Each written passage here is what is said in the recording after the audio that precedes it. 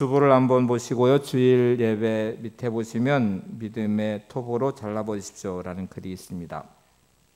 함께 읽고 말씀을 시작하겠습니다. 침대 공포증에 걸린 사람이 신경정신과에 가서 의사를 만났습니다. 침대에서 자면 침대 밑에 누군가 있는 것 같고, 침대 밑에 들어가 자면 침대 위에 누군가 있는 것 같아 잠을 잘 수 없다고 했습니다. 의사는 일주일에 한 번씩 병원에 오고 1년을 치료하면 고칠 수 있다고 했습니다. 이분이 신방훈 목사님에게 같은 고민을 말했습니다. 목사님은 10분 만에 이 공포증을 고쳐버렸습니다. 침대 다리를 톱으로 잘라버린 것입니다. 나를 불안하게 하고 실패로 몰아내는 그 무엇이 있습니까? 잘라버리십시오. 그 부정적인 생각 밑에 웅크리고 있지 마십시오. 믿음의 톱으로 잘라버리십시오. 아멘. 인사 한번 나누세요. 주의로 환영하고 축복합니다. 믿음의 톱으로 잘라버리시기 바랍니다. 네. 우리가 2021년 들어서 이제 에덴 7가지 언어를 통해서 감사 언어에 대한 훈련을 했고, 지난주까지 일단 이 주제를 마무리했습니다. 이제 2021년 하반기는 작년에 저희들이 출애굽 여정을 따라서 말씀을 살펴봤고, 특별히 광야 의미를 깊이 한번 생각했고요. 또 여호수아 말씀으로 이제 가나안에 정복된 과정을 말씀을 살펴보다가 12월 달에 마지막 이 주제의 설교가 여호수아 8장 말씀이었어요. 제가 다시 이렇게 살펴보니까 그 제목이 영적 하프타임이라는 제목이었습니다.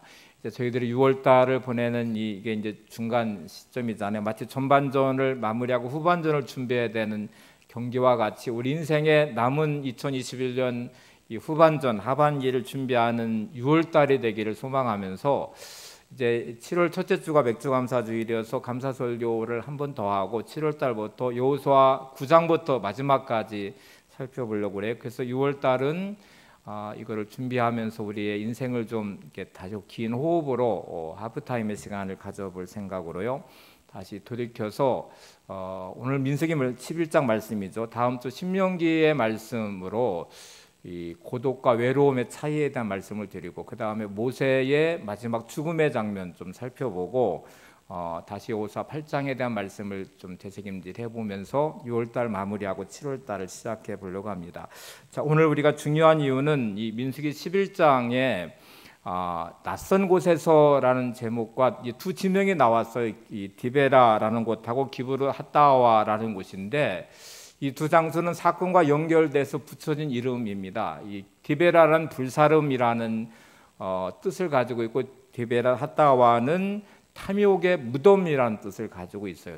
어떤 사건이 벌어져서 불사람의 심판이 내려진 장소가 되어버렸고, 왜 이 탐욕의 무덤이 돼서 심판을 받아서 죽임을 당한 자리가 됐을까를 좀 생각해 보셔야 되는데, 이 낯선 곳에서라는 게 중요합니다. 우리가 이렇게 살아가는 삶은 익숙하고 또 늘 경험했던 삶을 살기도 하지만, 뜻하지 않은 낯선 어떤 문제, 또 어떤 환경, 또 어떤 삶의 자리에 처하게 된 마치 광야에 처한 우리 인생을 경험할 때가 많아요.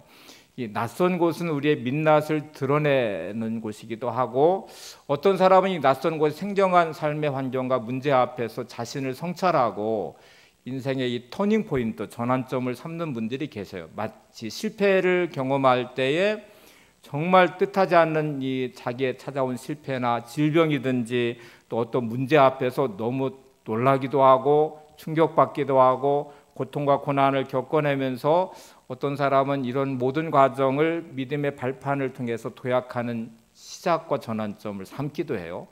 근데 어떤 사람들은 그런 자리에서 자기의 진짜 민낯을 드러내면서 온통 분노와 원망을 쏟아내기도 하고 두려움에 삼켜지기도 하고 낙심과 절망으로 인생을 끝내버리기도 하는 너무 다른 두 결론들을 보면서 저나 여러분이 만나는 삶의 이런 광야 같은 낯선 환경에 오늘 디베라와 이 기브르 핫다와 같은 이스라엘 백성들의 모습을 갖지는 말아야 돼요. 우리가 이 교훈 삼아서 저와 여러분은 믿음의 발판으로 다시 인생의 터닝 포인트가 되는, 전환점이 되는 도약의 발판이 꼭 되시기를 바랍니다.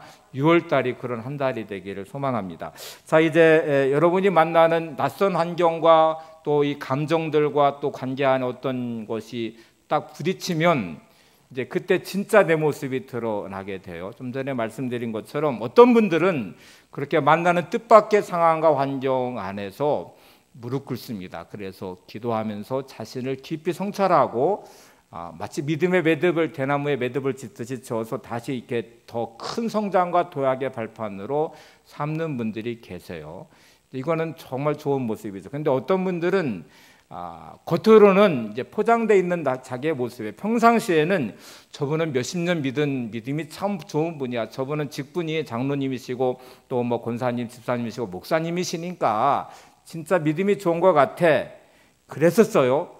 근데 광야 같은 상황과 환경을 딱 만나보니까 그의 진짜 실상이 드러나는데 그 순간에 믿음은 온데간데 없이 사라지고 그 안에 찾아오는 깊은 절망감으로 인생을 낙심하고 자포자기하는 사람들도 있고요. 또 어떤 분들은 큰 두려움과 절망에 염려에 묶여서 인생의 깊은 수렁에 빠지시는 분들도 계시고 어떤 분들은 정말 끓어오르는 분노와 미움이 폭발시켜서 저분이 진짜 믿는 사람이 맞아 할 정도의 그런 진짜 민낯을 보기도 해요. 그래서 이렇게 낯선 삶의 자리, 광야의 자리는 나의 민낯이 드러나는 자리구나. 그때의 모습이 진짜 내 영적 상태의 내 모습이고 그것이 나의 실상이구나 하는 것을 우리가 오늘 이 시간 깊이 깨닫고 이제 그러면 어떻게 해야 될까 하는 것을 우리가 살펴보는 게 중요합니다. 이스라엘 백성들이 지금 만난 이 환경은 광야라는 곳이니까 진짜 힘들고 어렵죠. 그리고 뜻하지 않은 어려움들을 만나게 되는데 자 이제 오늘 말씀의 11장 1절의 시작은 악한 말로 원망하매라는 말씀으로 시작해요. 이 반응 자체가 너무 놀랍게도 광야라는 이 상황에 악한 말로 원망으로 지금 이제 반응하는 모습인데 바로 10장 앞에 있는 내용을 보면 참 이해할 수 없는 이 모습입니다. 왜냐하면 신의 산에서 하나님을 깊이 경험하고 그 은혜를 누리고 하나님과 언약의 백성이 되고 그 임재하심의 영광 앞에 그들은 엎드려 경배했던 그 경험이 있었거든요. 그리고 그 경험을 한 지 고작 3일밖에 지나지 않았어요. 자, 10장을 보세요. 10장 33절에 보시면 이렇게 돼 있어요. 그들이 여호와의 산에서 떠나 3일 길을 갈 때에 자, 그들이 떠난 이 3일 길이 오늘 11장 1절에 지금 장소인데 하나님의 은혜를 깊이 경험했고 하나님의 임재하심도 보았고 그리고 십계명을 비롯해 율법과 말씀을 받아서 언약의 백성으로 맹세도 했고 압도된 그 경험 앞에 그들은 엎드려서 굴복하면서 영원토록 하나님을 예배하기로 그 말씀에 따라 순종하기로 결단하고 결심하고 떠난 지 3일이에요. 근데 11장 1절에 이제 있는 말씀을 좀 우리가 볼 텐데 참 이건 너무나 충격적이게 그들의 반응은 고작 3일밖에 지나지 않았는데 그들의 모습을 한번 보세요. 민수기 11장 1절에 3절 여호와께서 들으시기에 백성이 악한 말로 원망하며 여호와께서 들으시고 진노하사 여호와의 불을 그들 중에 붙여서 진영 끝을 사르게 하시매 백성이 모세에게 부르짖음으로 모세가 여호와께 기도하니 불이 꺼졌더라. 그곳 이름을 디베라라 불렀으니 이는 여호와의 불이 그들 중에 붙은 까닭이었더라. 우리가 이렇게 질문할 수밖에 없는 게 그 영광을 경험하고 하나님의 임재 앞에 압도돼 있고 그 말씀 앞에 언약을 했고 맹세하고 결심했던 그들이 왜 이 3일을 지나지 못해서 이렇게 악한 말로 원망하는 사람이 되고 디베라 하나님의 불로 심판하심의 자리에 서서 이렇게 죽음을 맞이할까 하는 것이에요. 고작 3일인데 우리가 은혜를 받고 감동하고 감격하고 말씀대로 살겠다고 결단하고 이렇게 예배하는 예배의 자리에 있는 우리가 문 밖에 나가서 만나는 이 삶의 자리에 왜 우리는 금방 감정이 부정적으로 바뀌는 것일까? 왜 금방 원망하는 것일까? 왜 우리는 말씀 앞에 온전히 순종하지 못할까? 이게 이제 질문이죠. 이 질문 앞에 한번 서보세요. 여러분 하나님의 은혜를 경험하고 주신 삶의 내 인생의 그 은혜를 내가 알아요. 십자가 은혜를 알아요. 예수 믿는다는 믿음이 어떤 것인지도 머리로 알아요. 그리고 내가 그 은혜로 살아야 된다는 것, 삶에서 부딪히는 수많은 문제 가운데 믿음의 자리를 지키고 하나님 앞에 감사하고 찬양해야 된다는 것을 머리로 알아요. 그런데 부딪히는 환경에 내 가정이든 삶의 터전이든 관계이든 환경이든 왜 나는 그렇게 쉽게 무너지는 것일까? 왜 나는 내 삶이 이렇게 감정적으로 왜 이렇게 지키지 못하는 것일까? 이제 이 질문 앞에 한번 여러분도 답을 찾아보셔야 되죠. 성경이 주는 답은 그거 같아요. 하나님을 향했던 시선이 일단 광야의 3일길을 지나면서 빼앗겼습니다. 이게 이제 제일 큰 문제죠. 시내산에서 있을 때 그들은 하나님의 영광을 향한 시선이 일단 확보되어 있었어요. 말씀을 들은 귀가 있었고요. 그리고 그 말씀 앞에 언약하는 자신들의 믿음의 결단도 있었고 순종하는 태도도 일단 있었습니다. 근데 광야길을 행렬을 시작하면서 눈에 들어오는 것은 척박한 땅의 환경에 걸어가면서 겪어야 되는 육체적인 한계에 그리고 내려지는 태양볕 앞에서 갈증들에 이런 것들을 이렇게 경험하는 가운데 시선이 거기로 향하다 보니까 하나님을 향한 시선이 점점 내 시야에서 내 마음에서 사라지니까 눈에 들어온 환경에 반응하기 시작하는 나의 이 감정들, 아 진짜 힘들다, 지친다, 언제까지 가야 되는 거야, 얼마나 참아야 되는 거야, 이렇게 보여지는 나의 환경에 내 눈이 시선이 빼앗겼죠. 느껴지는 육체적인 감정들 한계에 몸으로 경험하고 마음으로 느껴지면서 부정적인 방향으로 바뀌어진 나의 삶은 너무나 자연스럽게 부정적 감정들이 내 안에 솟구쳐 그것이 원망이 되고 불평이 되고 분노가 되고 염려가 되고 두려움이 되고 낙심과 절망이 되고 있다는 것이죠. 그래서 여러분 지금 나의 시선이 어디로 향하고 있는지, 내가 만나는 삶의 환경에 내 시선이 빼앗기고 내 마음이 빼앗겨서 하나님을 향한 시선이 내게 없는지, 내 안에 흘러가는 것이 말씀이 되지 못하고 온통 내 생각과 내 감정만 흘러가고 있지 않는지 한번 여기를 꼭 점검을 해보셔야 돼요. 노만 빈센트 필 목사님이라는 분이 계신데 긍정적 사고라는 책으로도 유명하신 분이죠. 이분이 이제 큰 인생의 터닝 포인트 전환점이 된 사건이 하나 있었대요. 젊을 때 이제 목회를 막 시작했는데 목회자에게 제일 중요한 게 이제 설교하는 것이기 때문에 이 목이 참 중요해요. 저도 이렇게 목 관리가 참 중요한데 이분이 후두염에 걸렸습니다. 후두염에 걸려서 병원을 갔는데 이제 그 교회 집사님이셨대요.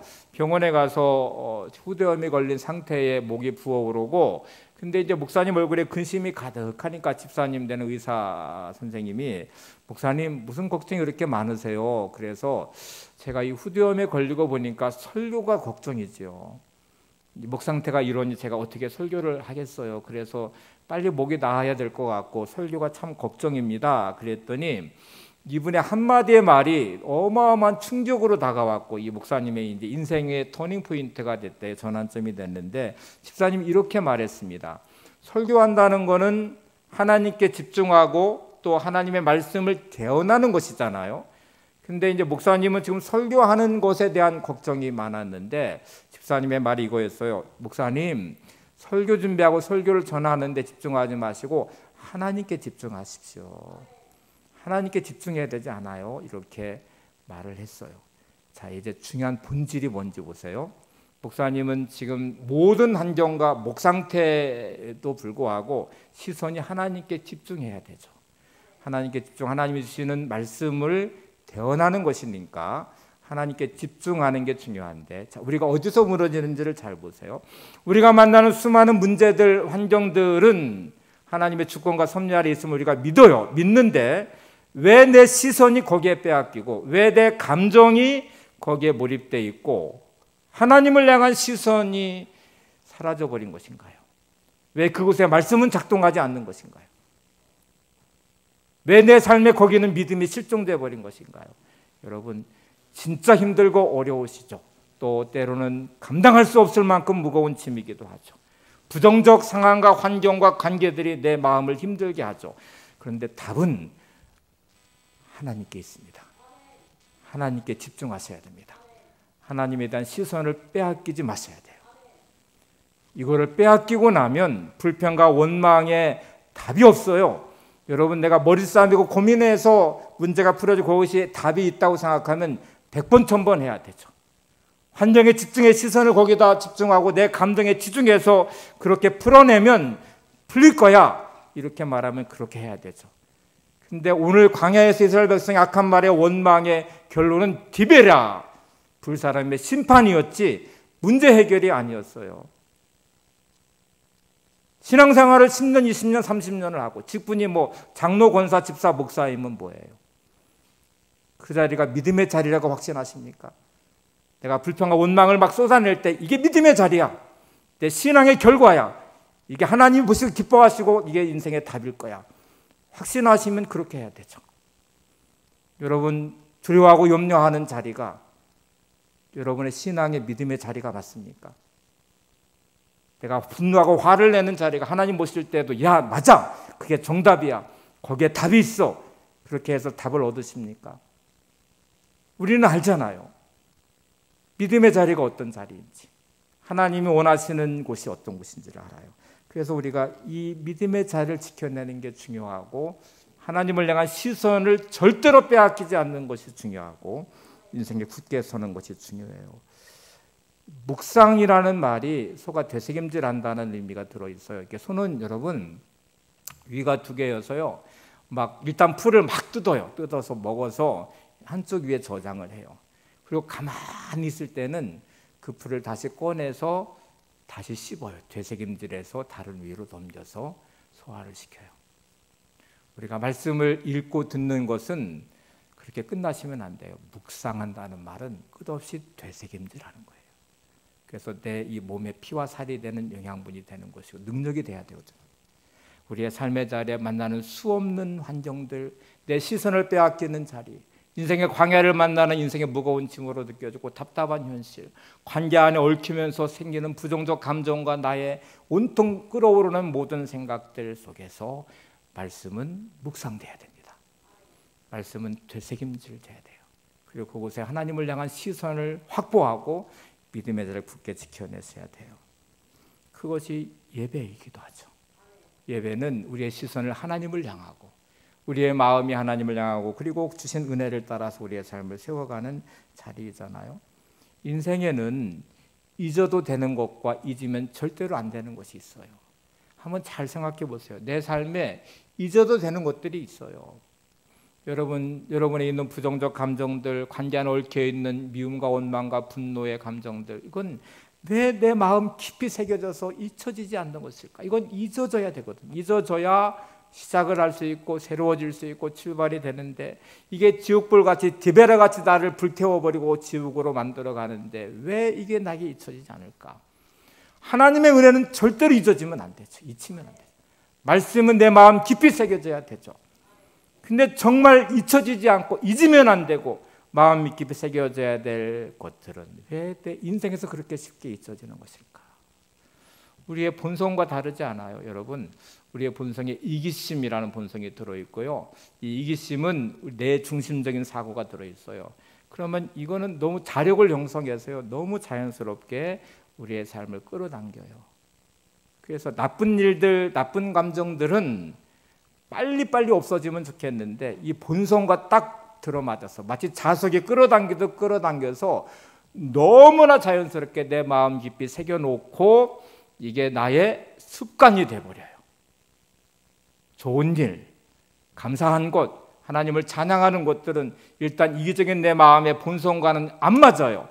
자석으로 말하면 자꾸 끌어당기는 게 아니라 밀쳐내는 것이기 때문에 힘든 상황 가운데 하나님을 찬양하고 불평의 자리에 하나님을 향해 감사하고 내가 믿음으로 주 앞에 서는 것들은 끝없이 노력하고 힘써야 비로소 나의 인격이 되고 성품이 되고 습관이 되거든요. 그래서 가만히 있다는 것, 감정을 따라간다는 것은 다시 말하면 하나님을 향한 시선을 잃어버린 것이고 믿음을 잃어버린 것이고 내가 무너지는 진짜 무서운 디베라가 되는 하나님의 심판이라는 불사람이 되는 자리예요. 우리가 에베네셀 하나님 찬양을 부를 때 이제 가사 중에 살아계신 하나님, 에베네셀 하나님 이렇게 찬양하잖아요. 하나님은 살아계신 하나님이셔요. 에베네셀 하나님은 여기까지 인도하신 하나님, 지금까지 인도하신 하나님이라는 뜻이잖아요. 우리가 정말 삶에서 여러분이 힘들고 어려운 광야를 만날 때 하나님은 살아계신 하나님이세요. 이스라엘 백성의 광야길은 하나님이 동행하시는 자리였거든요. 하나님이 여기까지 인도하시고 지금까지 인도하신 에베네셀 하나님이세요. 근데 이거를 잊어버리고 있으니까, 시선이 빼앗겨 버렸으니까 결국 그렇게 무너지는 곳이 얼마나 많아요. 여러분, 하나님의 은혜를 기억하셔야 오늘 하나님의 임재하심을 고백할 수 있고요. 그래야 내일의 미래의 희망과 기대를 가질 수 있습니다. 다시 설명해 볼게요. 하나님의 은혜를 잊어버리면 오늘의 현실의 광야는 나를 힘들게 만들어요. 그리고 감정만 남아서 불평하고 원망을 쏟아내게 되고, 그러면 내일의 미래는 내게 닫혀버리죠. 희망하고 기대할 수 없게 돼버리잖아요. 여러분, 몸이 약해져 있을 때 아프면 식욕부진, 음식 맛이 탁 떨어져요. 아무리 맛있는 진수성찬이 차려져도 밥맛이 없으면 먹을 수가 없어요. 밥맛이 없는 상태에서 먹으면 소화불량 체해버려요. 영적인 상태도 똑같은 것 같아요. 내가 하나님을 향한 믿음의 자리에 서 있지 않으면, 감사가 사라져버리면, 그러면 영적 식욕부진에 걸려버려요. 그러면 모든 것이 다 그냥 밥맛이 떨어지듯 모든 상황에 버거워하고 힘들어하고 불평하고 원망하고, 그리고 뭔가를 해보려고 하면 체해버려요. 인생에 체하면 그냥 고통과 어려움을 당하게 되죠. 여러분, 이 자리를 잘 기억해 보시기 바랍니다. 지금 나는 어떤 상태인지, 왜 내 인생의 낯선 상황과 환경에 뜻밖의 만난 광야에서 내 인생은 이렇게 무너져 가고 있는지, 나는 믿음을 잘 지키고 있는지. 이제 두 번째 장면으로 넘어가 보려고 하는데요. 이제 먹는 것의 문제가 이제 이 마지막 결론으로 가고 있어요. 그걸 알기 위해서는 출애굽기 16장 31절에 보시면 이스라엘 백성이 처음으로 만나라는 것을 이제 경험하기 시작하는데, 광야는 농사 지을 수 없는 땅이고 먹을 양식이 떨어져 있기 때문에 하나님이 하늘에서 만나를 내리셨어요. 그들이 처음 만나는 만나는 너무너무 신기했어요. 그리고 그 표현들이 꿀 섞은 과자 같더라. 이게 너무 맛있어가지고요, 막 한번 맛본 그 맛이 너무 해서 그들은 마누라고 외쳤어요. 마누라는 뜻이 이것이 무엇이냐 하는 뜻이에요. 그러니까 그들이 막 처음 맛본 이 만나의 감격과 기쁨이, 마누, 이게 도대체 뭐야? 세상에서 맛볼 수 없는 맛이군. 세상에서 정말 찾아볼 수 없는 하늘의 이 하나님의 맛이잖아요. 그래서 이것이 만나라는 말로 바뀌었어요. 마누, 이것이 무엇이냐가 만나가 됐어요. 이제 이 만나를 매일매일 먹잖아요. 여러분, 날마다 그들은 이 마누, 이게 뭐야? 하나님이 주신 너무나 놀라운 꿀 섞은 과자 같은 이 신기한 맛에 그들은 도취돼서 감격하고 감동하고 마누라고 외쳤던 그 만나의 경험이, 감동이 사라지기 시작했어요. 광야를 지나면서 그들은 불평과 원망이 어디서 생겼냐면 이제 먹는 곳에서, 우리가 매일 만나밖에 못 먹잖아, 이렇게 되거든요.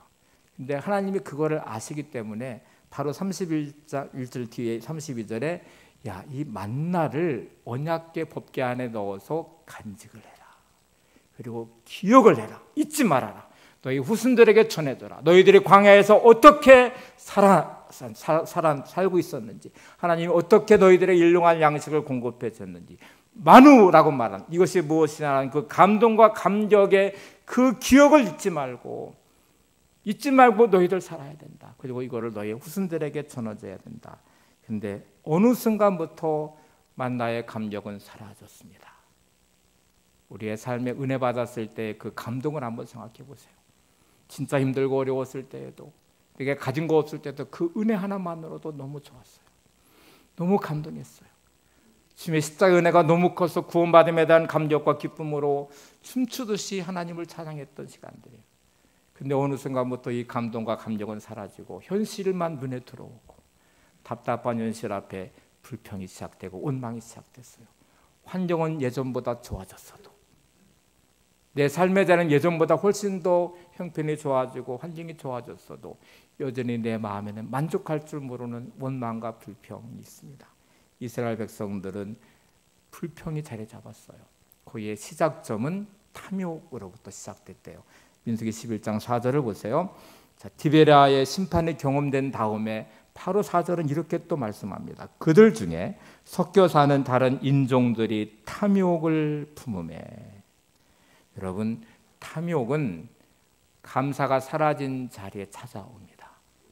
만족하지 못하는 불만족에 자리 잡는 게 탐욕이라는 거예요. 탐욕이 들어오기 시작하면 삶은 그렇게 무너집니다. 인생은 불만이 왜 없겠어요? 인생이 뭐 양탄자 깔리듯 비단길이듯 그렇게 우리 인생은 그렇지 않잖아요. 광야를 만나요. 어려움을 만나요. 뜻하지 않은 낯선 환경과 문제들 앞에 우리는 직면하게 돼요. 그렇게 살아가는 그 삶의 자리에 감사가 사라지고 불만족이 자리 잡으면 탐욕이 작동하기 시작해요. 그건 우리 인간의 본성과도 연결돼 있잖아요. 자, 이런 거를 보면은 지금 나의 삶은 감사가 사라지, 하나님을 향한 시선이 사라지니까 거기에 만족하지 못하는 나의 불만족에 탐욕이 작동하고 있지는 않은지를 생각해 보시면 나의 실제 영적 상태를 점검해 볼 수 있죠. 식욕부진의 상태인지 소화불량의 상태인지 몸이 어떻게 병들었듯이 영적으로 내가 병들어 있지 않는지를 보세요. 감사가 사라진 자리에 차지하는 이 탐욕의 자리의 결과를 한번 잘 보시면 이제 어떻게 흘러가고 있는지를 우리는 체크해 볼 수 있잖아요. 어떤 분들은 그 삶의 습관처럼 그냥 늘 입에 달린 듯 불평과 불만이 많은 사람이 있어요. 그게 왜 이렇게 인생에 불평과 불만이 많은지 그냥 만나 얘기하다 보면 하나부터 열까지 늘 불평 불만이에요. 주변의 모든 사람들이 다 못마땅하니까 늘 누구를 험담하고 비판하고 정죄하고 이런 모습이 많아요. 한 친구가 이제 만날 때마다 이렇게 자꾸 불평하고 주변 사람들을 다 흠잡고 막 비판하고 그래서 듣기가 너무 힘들었대요. 그래서 노트 한 권을 딱 샀습니다. 사가지고 이렇게 말했어요. 내가 이렇게 너랑 같이 있어 보니까 그냥 불평불만이 많고 원망도 많고 주변 사람들이 다 못마땅하고 그렇게 하니까 네가 지금 뭐 다른 불평불만 남을 비판하고 판단하는 말들을 내가 노트에 적을 테니까 또 이 말에 사인을 좀 해라 이랬대요. 그랬더니 뭐 그런 말들을 적어 이제 이렇게 말을 했어요. 그래서 야 내가 보니까 사람들은 불평불만하고 남 탓하고 그러는데 그 말에 책임지는 사람은 없더라. 이렇게 막 쏟아내는데 그 말에 책임을 지는 사람이 없으니 네가 하는 말들이 되게 그런 말들이니 한번 내가 적어서 너 사인 한번 받아보려고 그래. 네가 그 말에 책임을 지는지 너는 그런 사람이 아닌지 한번 좀 체크해 보려고 그래. 그랬더니 그냥 아이고 그러지 말어. 내가 뭐 그러면서 이제 그래서 이 친구가 그럼 내가 너한테 노트를 줄 테니까 네가 한번 스스로 한번 적어봐. 이렇게 해서 노트를 선물로 줬어요. 이 사람이 노트를 딱 받아쓴 순간 그 노트의 제목이 불평 노트, 불만 노트 이렇게 돼 있으니까 여기에 적을 수가 없었어요. 그 노트를 볼 때마다 적을 수가 없으니 그는 몇 년 동안 그 노트에 실제로 한 줄도 적지 않았다고 그래요. 적을 수가 없으니 그가 바뀌었어요. 그런데 딱 노트 첫 페이지에 이렇게 그는 적어놨습니다. 한번 보세요. 나는 종종 말한 것을 후회한 적은 있다. 하지만 침묵을 지켰던 것을 후회한 적은 없다. 내가 그 순간에 화가 치밀어 올라서 내가 그 순간에 원망이 가득해서 내 삶에 대해서 진짜 힘들고 어려워서 내뱉은 말들 지나고 나면 후회한 적이 많죠. 쓸어 담을 수 없거든요. 근데 여러분 그 순간에 침묵한 거를 후회한 적은 없대요. 쏟아지는 말들에 가져오는 파장은 누군가에게 어마어마한 상처가 돼요. 누군가에게는 돌이킬 수 없는 관계의 파괴를 가져와요. 누군가에게는 인생을 무너뜨려 버려요. 그거는 돌이킬 수 없어요. 근데 그 순간에 꼭 참고 침묵하고 하나님 앞에 자기를 성찰하고 이게 믿음이 거기서 작동돼야 되거든요. 작동하기 시작해서 나를 세우고 나서 지나고 나서 야 내가 그때 막 화를 냈어야 되는데 내가 그때 막 불평했어야 되는데 이렇게 후회하는 사람은 없다는 말이거든요. 믿음의 원리라는 게 도대체 뭘까요, 여러분? 믿음의 원리는 진짜 힘들고 어려운 상황에서 무너져버린 삶의 자리에서 부정적 환경과 관계 안에서 이 불평과 원망을 내려놓고 하나님을 신뢰하는 것입니다. 하나님을 바라보며 묵묵히 하나님을 앞에 기도하는 것이겠죠. 진짜 힘들고 어려워서 한숨이 나오고 절망되고 낙심될 때 그거를 굳게 내 마음을 잡고 하나님 앞에 나를 세워서 인내함으로 견뎌내는 것이겠죠. 우리가 이거를 믿음이라고 말을 해요. 좀 전에도 말씀드린 것처럼 여러분 그렇게 불평하고 원망하는 자리에 여러분이 믿어왔던 하나님은 어디 계시며 수십 년 쌓아왔던 그 신앙은 어디로 사라졌으며 하나님의 은혜를 고백하고 감사하고 찬양했던 입술의 고백은 어디로 갔으며 그거를 우리가 믿음이라고 말할 수 있습니까? 믿음의 원리는 우리가 너무 잘 알잖아요. 하나님 나의 삶에 힘들고 어려울 때 나의 믿음이 작동하게 해주세요. 내 입 밖으로 나오려고 하는 불평과 원망과 분노의 말이 믿음으로 삼키게 하시고 말씀으로 해석하게 하시고 기도로 인내하게 하시고 하나님을 향한 찬양과 감사로 하나님 앞에 서는 자리가 되게 해주세요. 이게 우리가 믿음이 작동하는 원리의 자리잖아요. 여러분 광야는 정말 힘든 곳이지만 하나님이 동행하시는 곳이었어요. 구름 기둥과 불 기둥으로 보호하시는 자리였고 만나를 주시는 자리였고 반석을 저물을 주시는 자리였어요. 그런데 이게 사라지면 그렇게 무너지는 인생을 보게 됩니다. 자, 이제 디베라를 경험했던 그들 중에 섞여 사는 무리들의 탐욕으로 말미암아 그들이 만나에 만족할 수 없는 고기를 원하고 있을 때에 그거는 무섭게 전염이 되기 시작했어요. 민수기 11장 4절을 다시 보세요. 그들 중에 섞여 사는 다른 인종들이 탐욕을 품음에 이스라엘 자손도 다시 울며 이르되. 자, 여러분 여기 보세요. 다시 울며 이르되. 이게 참 얼마나 비극인지 모릅니다. 섞여 사는 무리들의 탐욕으로 말미암아 디베랴의 불사람의 심판을 경험하고 이게 기회가 돼서 다시는 원망하지 말아야지, 다시는 불평하지 말아야지 하고 생각하면서 주 앞에서는 전환점, 터닝포인트가 됐으면 좋겠는데 이 탐욕을 품은 무리들 때문에 이 디베라에서 다시 이스라엘 백성들은 다시 울면서 이제 하나님을 향한 이런 원망이 또 쏟아지기 시작합니다. 정말 무서운 이제 기브로 핫다와 자일의 탐욕의 무덤의 자리로 가기 시작하는 출발을 보세요. 민수기 11장 5절 6절을 봅시다. 우리가 애굽에 있을 때에는 값없이 생선과 오이와 참외와 부추와 파와 마늘들을 먹은 것이 생각나거늘 이제는 우리의 기력이 다하여 이 만나 외에는 보이는 것이 아무것도 없도다 하니. 여러분 지금 이스라엘 백성들이 처음 만나를 만났을 때 만우 이것이 무엇이냐 했던 이 감동과 감격은 다 사라져버리고 그 탐욕에 물들어버린 그들은 불평을 쏟아내기 시작합니다.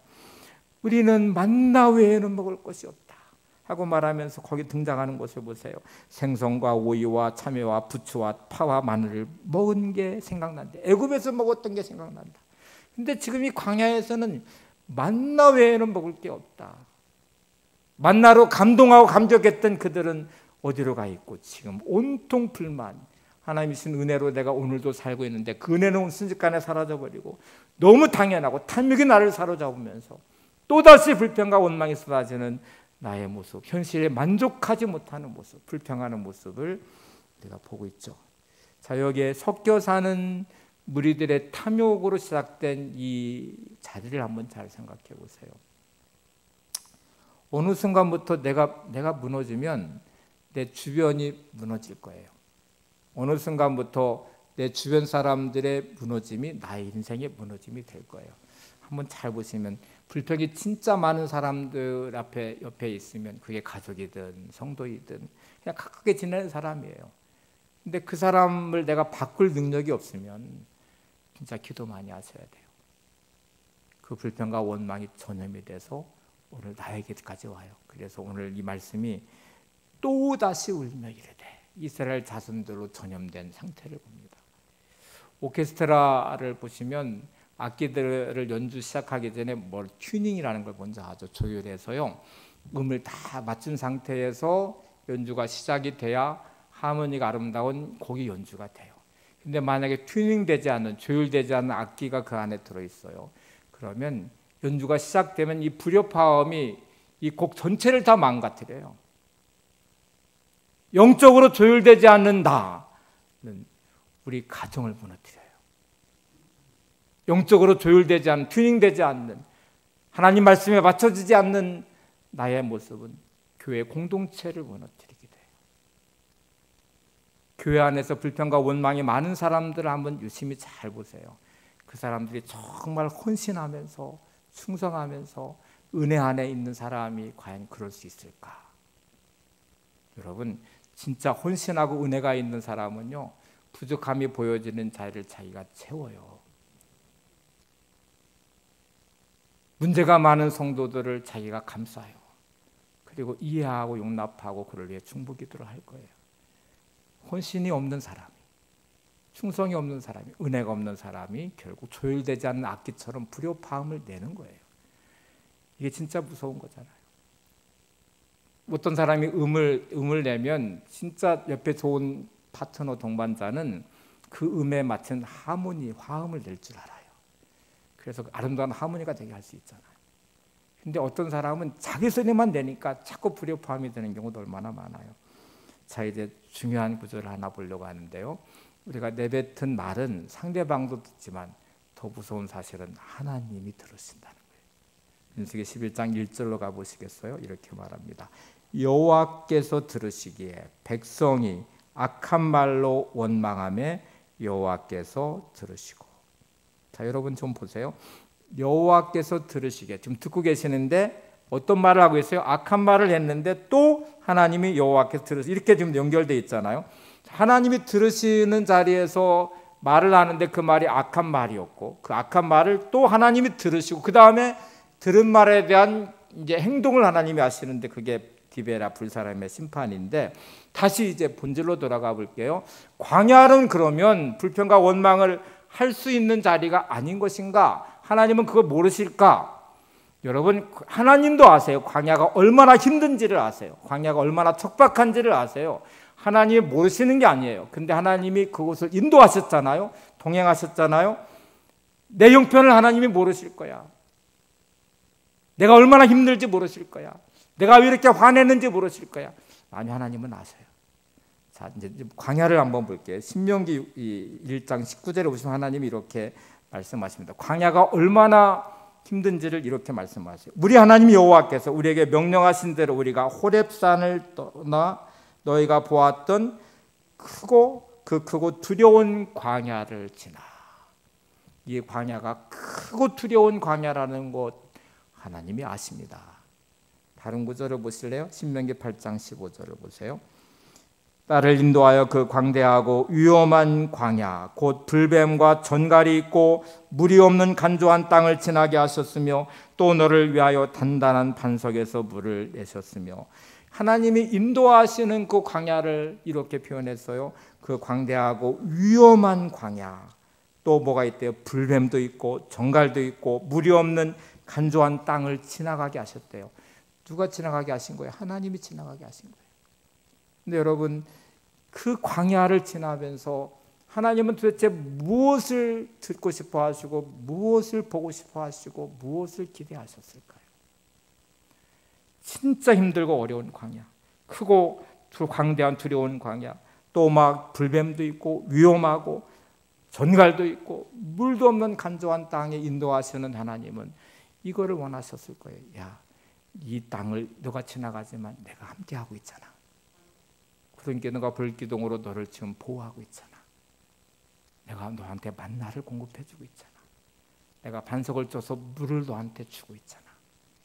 이곳은 지나가는 곳이고 너를 향한 나의 계획은 가나안이야. 이거를 알면 되잖아요. 여러분, 내가 그거를 알면 하나님이 이거를 광야를 지나가는 내 삶의 자리에서 듣고 싶은 말은 하나님의 은혜로 제가 삽니다. 진짜 힘들고 어렵지만 제가 오늘도 은혜로 삽니다. 은혜로 살게 오늘도 내가 견뎌낼 수 있습니다. 에베네셀의 하나님이시기에, 살아계신 하나님이시기에 오늘도 제가 하나님과 동행하면서 믿음으로 이 길을 가겠습니다. 하나님이 듣고 싶은 말일 거예요. 보고 싶은 모습일 거예요. 하나님을 향한 시선을 빼앗기니까 하나님이 듣는 그 자리에서 악한 말로 원망하기 시작했어요. 그리고 그들은 만나로 만족하지 못하고 고기를 원하기 시작해서 이게 그들의 무서운 자리의 모습이죠. 우리의 인생은 흔적이라는 것을 남겨요. 지나고 나서 진짜 여러분 후회하는 게 어떤 것인지를 한번 잘 생각해 보세요. 남겨진 흔적이 사도 바울과 같이 내가 예수 그리스도의 흔적을 가졌다. 이 십자가 흔적을 가진 것은 자랑할 수 있죠. 근데 내가 정말 살아오면서 그때 내가 화를 내지 말았어야 되는데, 그때 내가 불평하지 말았어야 되는데, 그때 내가 원망하지 말았어야 되는데, 그 흔적이 가져온 오늘의 삶이 진짜 비참하잖아요. 여러분 뒤돌아가면서 후회하는 것처럼 불행한 것이 없습니다. 오늘의 시간이 지나고 내일이 되고 모레가 되고 또 2021년이 맞춰질 때에 오늘 뒤돌아보면서 이렇게 후회하시는 경우 혹시 있습니까? 내가 그때 더 화를 냈어야 되는데, 내가 그때 더 절망했어야 되는데, 내가 그때 더 막 분노했어야 되는데, 아이고 그렇게 하지 못한 것이 진짜 후회네. 그렇게 후회하지는 않으시잖아요. 그때 내가 조금 더 참았어야 되는데, 그때 내가 진짜 하나님 의지하고 더 믿음으로 기도했어야 되는데, 이렇게 후회하는 흔적들이 많으실 거 아니겠어요? 자, 이제 이 흔적이 가져오는 결과를 보실래요? 만나로 만족하지 못하고 하나님 향해 불평과 원망을 쏟아내는 그들의 삶에 하나님은 그들에게 이제 막 진짜 한 달 동안 입에 단내가 날 만큼 내가 질리도록 고기를 내가 줄 거다 이렇게 이제 말을 했더니 모세가 여러분 집에 가서 그 16장 민수기 11장을 한번 읽고 11장 한번 읽어보세요. 그랬더니 모세가 이제 하나님을 향해서 하나님 그게 어떻게 가능합니다. 막 소떼와 양떼를 잡는다고 해도 어떻게 이 백성에게 지금 이제 장정만 60만 명이나 되는데 이 사람들에게 어떻게 한 달 동안 고기를 먹일 수 있습니까? 이렇게 이제 반문도 해요. 하나님이 존재를 네가 이제 의심하는 거잖아요. 그래서 70인 장로에게 막 그 하나님의 영이 임해서 감동도 시키고 또 뭐 장막에 있던 두 사람도 감동시키고 그러면서 하나님이 역사를 시작하셨는데 이렇게 역사하셨습니다. 민수기 11장 31절을 보세요. 오늘 본문이었어요. 바람이 여호와에게 나와 바다에서부터 메추라기를 몰아 진영 곁 이쪽 저쪽 그 진영 사방으로 각기 하루길 되는 지면 위에 2규빗쯤에 내리게 한지라. 하나님이 바다로부터 바람을 불게 하셔서 메추라기, 새입니다. 메추라기를 막 바람에 날려서 이스라엘 백성의 진영 앞에 이제 쏟아 내려지게 하셨는데 만나를 내려주시듯 막 메추라기 떼를 거기다 내려주셨는데요. 하루길 걸을 만큼에다가 2규빗 1m를 쌓아버리셨어요. 하나님. 새 떼를 1m 쌓았어요. 이스라엘 백성들이 진짜 이제 고기가 입에 단내가 나도록 이제 먹을 거예요. 그래서 막 밤에도 거두고 낮에도 거두고 그 다음 날도 또 거두고 그래서 새를 막 말리기 시작했는데 자 이제부터가 무서운 거죠. 하나님이 증명하셨잖아요. 너희들 내가 무능력한 줄 아냐? 만나 외에 내가 먹을 게 없다고 불평하는 너희들 한번 고기 먹어볼래? 내가 정말 입이 질리도록 단내가 나도록 내줄게 하고 메추라기 떼를 내려지 1m를 2규빗을 쌓으신 다음에요. 그들의 고기가 이빨에서 빠지기도 전에 그들을 심판하셔요. 기브롯 핫다와와 그것이 탐욕의 무덤이 되어버렸어요. 그들이 탐욕으로 만든 결과는 심판받아서 죽임을 당한 무덤이 됐어요. 탐욕의 무덤 기브롯 핫다와. 여러분 내가 진짜 인생을 힘들고 버겁다고 생각하십니까? 억울하다고 생각하십니까? 광야를 지나는 내 인생이 비참하다고 생각하십니까? 그래서 내 욕망과 탐욕이 채워진다고 나는 행복할까요? 여러분의 탐욕이 채워지면 이스라엘 백성들에게 고기가 채워지면 그러면 정말 하나님 은혜에 감사하고 감동하고 하나님을 예배했을까요? 여전히 불평이 많아요. 이게 진짜 무서운 것이거든요. 탐욕이 채워지면 또 다른 탐욕이 자리 잡아요. 만나로 만족하지 못하는 인생은 1m를 쌓은 고기에도 만족할 수 없어요. 그리고 그것이 그들의 무덤이 되어버렸어요. 미래는 언제나 오늘을 믿음으로 살아낸 사람들의 몫입니다. 하나님의 은혜를 잊지 않은 사람이 오늘의 하나님의 임재를 경험하는 것이고 하나님의 임재를 경험한 오늘의 삶이 내일의 가나안을 향하게 하는 것이지. 불평과 불만이 가득 찬 내 안에 탐욕이 자리 잡기 시작해서 채워지면 또 다른 탐욕이 자리 잡고요. 그것은 기브롯 핫다와가 되어버려요. 탐욕의 무덤이 돼요. 이 불평과 원망이 쏟아진 그들은 절대로 가나안에 못 들어갔습니다. 그들의 무덤이 되어버렸어요. 여러분, 지금 가지고 있는 여러분의 마음이 탐욕의 무덤을 만들어내고 있는지, 내일을 향한 미래를 열어가는 믿음의 자리인지를 생각해 보세요. 여러분, 분명한 사실은 가나안은 하나님을 신실하게 믿고 신뢰하고 하나님의 은혜를 경험하고 하나님과 동행한 사람들이 들어갈 수 있는 땅이었습니다.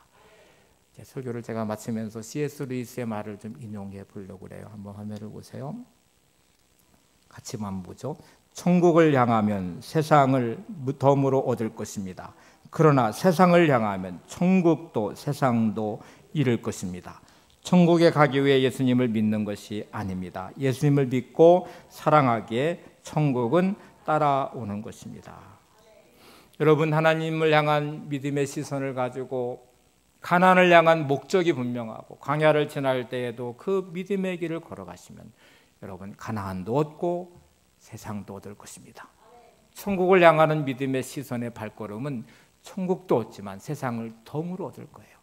근데 세상을 향하는 시선으로 쏟아지는 여러분의 말들, 행동들은 천국도 잃어버리지만 세상도 잃어버리게 될 거예요. 주님을 사랑하는 마음으로, 주님을 향한 시선으로 주님과 동행하시기를 바랍니다. 그러면 천국을 얻게 될 것입니다. 여러분의 가나안은 주님과 동행할 때 들어갈 수 있는 곳이에요.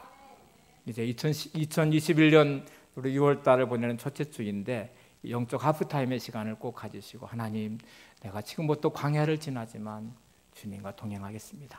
주님을 사랑함으로 살겠습니다. 주님을 향한 시선을 놓치지 않고 천국을 향하는 마음처럼 가나안을 향하는 내 믿음의 시선으로 내가 가나안도 얻고 세상도 얻는 삶이 되겠습니다. 이렇게 결단하시면서 승리하시기를 바랍니다. 광야에서 만나시는 주님, 가사를 한번 읽고 찬양하겠습니다. 내가 승분같이 되어 나오도록 주가 나를 단련하시고자 나를 광야로 인도하시고 역경과 시련을 만나게 하시네. 내가 주님과 친밀해지도록, 내가 주의 뜻을 분별하도록 나를 광야로 인도하시고 환난과 싸우게 하시네. 내가 지금 어려움 당할지라도 나는 주를 끝까지 신뢰하리니 광야에서 나를 만나 주시는 주님, 주님만이 내 편이시라. 그러면 함께 찬양하고 기도하겠습니다.